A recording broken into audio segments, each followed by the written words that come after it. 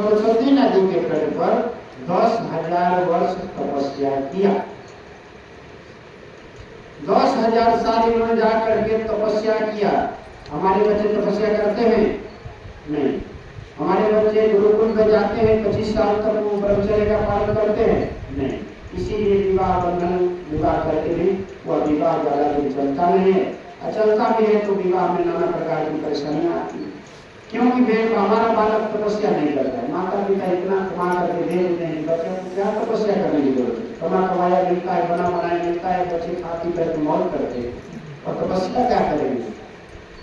यहाँ ब्रह्मा जी ने कहा विवाह करो, विवाह करने के लिए तपस्या की। अच्छा, तपस्या किसकी की? कहते हैं कि समाधियुक्तेन क्रियायोगेन कर्म संप्रदेते हरिभक्त्या प्रपन्ना वरदा शुभम। कहते हैं कि कर्दम मुनि भगवान का ध्यान कर रहे हैं, समाधि लगाए हैं तो समाधि में भगवान का चिंतन करते हैं भक्ति योग के माध्यम से। भक्ति योग किसी निराकार का भक्ति नहीं होता है, साकार का भक्ति होता है। तो साकार का भक्ति माने भगवान राम का, कृष्ण का भजन किए कर्दम जी ने, परमेश्वर की आराधना की। जो परमेश्वर है, सत्येश्वर है, उनको परमेश्वर कहा जाता है। देवी देवताओं के भी ईश्वर है, शिव ब्रह्मा के भी जो ईश्वर है, उन भगवान की भक्ति कर्दम जी ने किया। और जो सुरक्षा है उनकी शरण में भाग करके आने वाले शरणागतों को शीघ्र वर देने वाले हैं। वो भगवान की भक्ति क्यों किए? कि भगवान प्रसन्न होकर के और जीव को वर देते हैं। जब कोई व्यक्ति भजन करता है तो भगवान उनको वर देते हैं। इसलिए तावत प्रसन्न भगवान, भगवान कर्दम की भक्ति से तुरंत प्रसन्न हुए। अच्छा, भक्ति क्या है?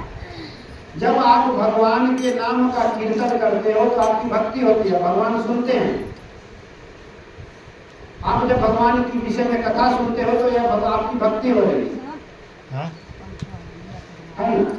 जब उनकी आप आरती पूजा सेवा करते हो तो आपकी भक्ति हो रही है।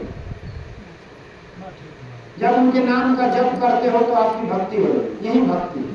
तो इससे भगवान जल्दी प्रसन्न होते हैं। बाकी साधन से भगवान कई जन्म लग जाएगा।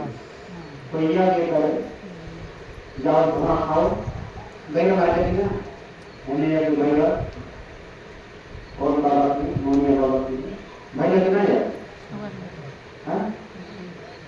राजस्थान बना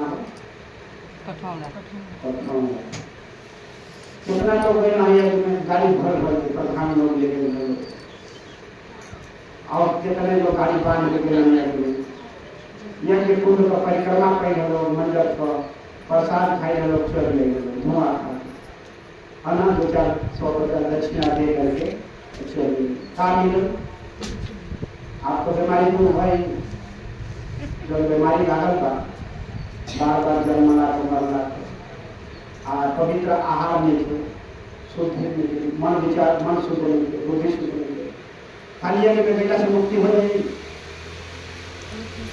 यदि कई जन्म तक यज्ञ करे तो वो मुक्ति नहीं।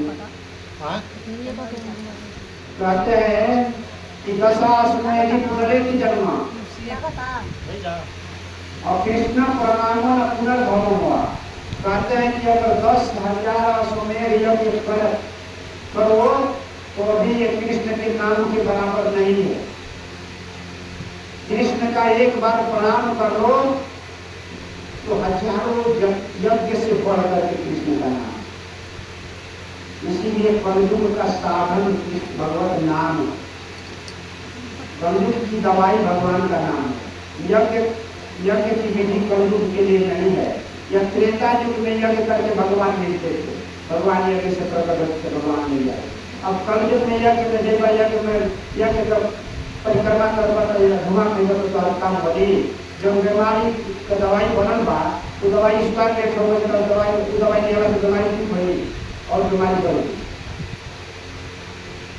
सतयुग में ध्यान लगौला से भगवान मिलिए। सतयुग